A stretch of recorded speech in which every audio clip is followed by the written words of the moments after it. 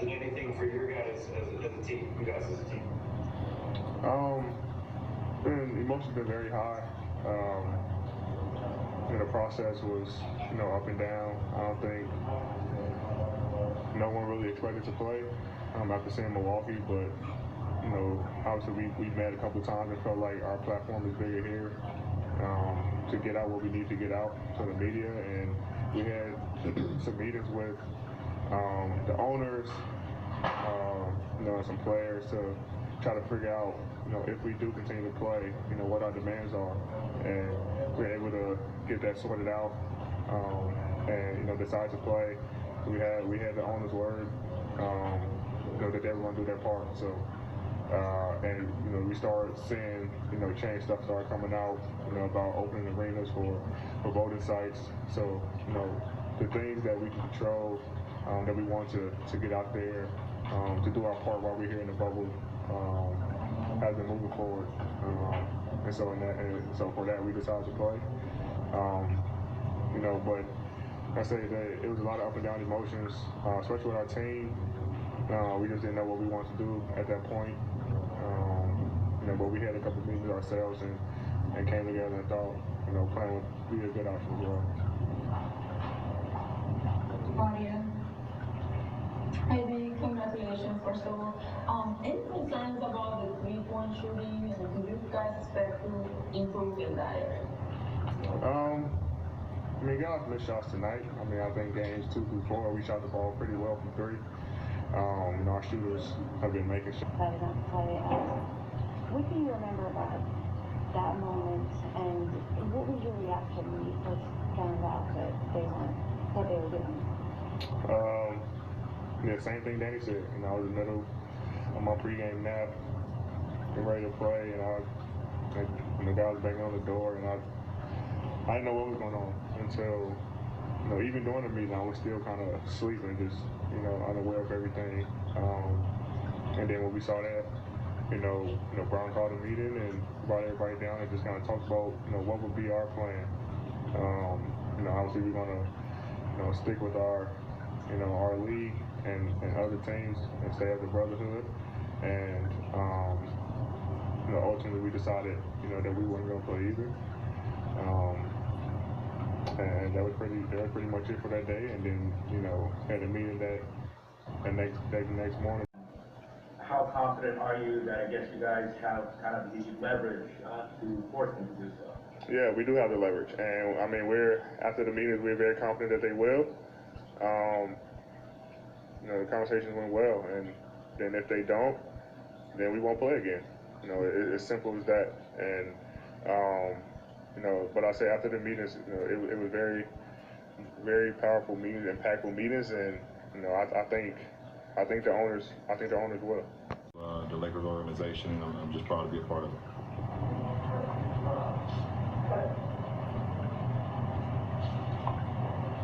Okay, we'll take a couple here. Taylor?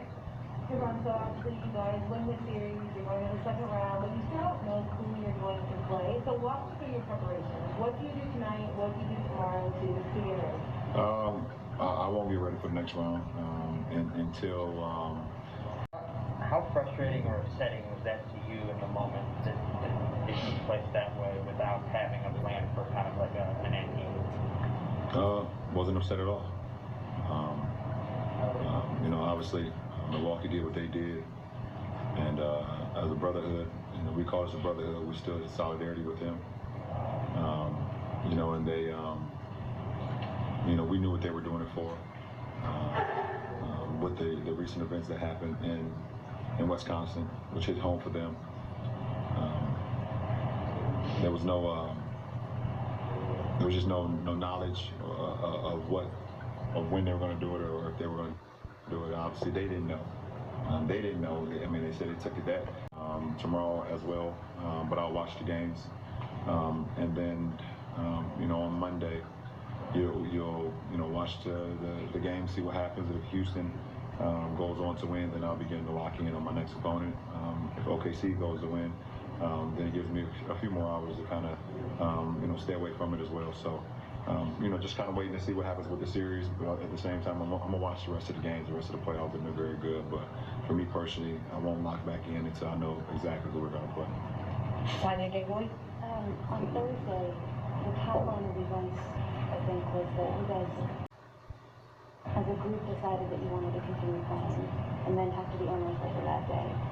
And I'm wondering, what gave you the confidence, first of all, that the owners would give you guys what you wanted, that would make you feel comfortable going back to play?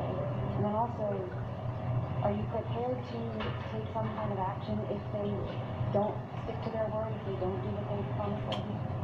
Well, for me personally, having a plan is one, and then having action, and going through with that, and the to be able to sit with a call with our owners, and for them to hear how important some of these initiatives are. They took it very seriously. They were very candid. We were very candid on what we believe continues to move the needle in our respective cities, in our communities, and how important this moment is. So all you can do is give me and give this moment is. So all you can do is give me and give us your word, and I'm gonna hold that with the utmost respect. And if the word that you've given me is not fulfilled, then we will tackle that moment. But I don't think that. Okay, Joe Harden? Oh, I'm sorry. Okay. Yeah, go ahead. You just said what you said to Tanya, and then I listened to your interview immediately on the court there with Jared, and you're talking a lot about having a plan. I mean, we know that when Milwaukee decided not to come out of the locker room, they actually didn't have one. How frustrating or upsetting was that to you in the moment that it took place that way without having a plan for kind of like an end game? Wasn't upset at all. Obviously, Milwaukee did what they did, and as a brotherhood, we call this a brotherhood. We still in solidarity with them. And they, we knew what they were doing it for. With the recent events that happened in Wisconsin, which hit home for them, there was just no knowledge.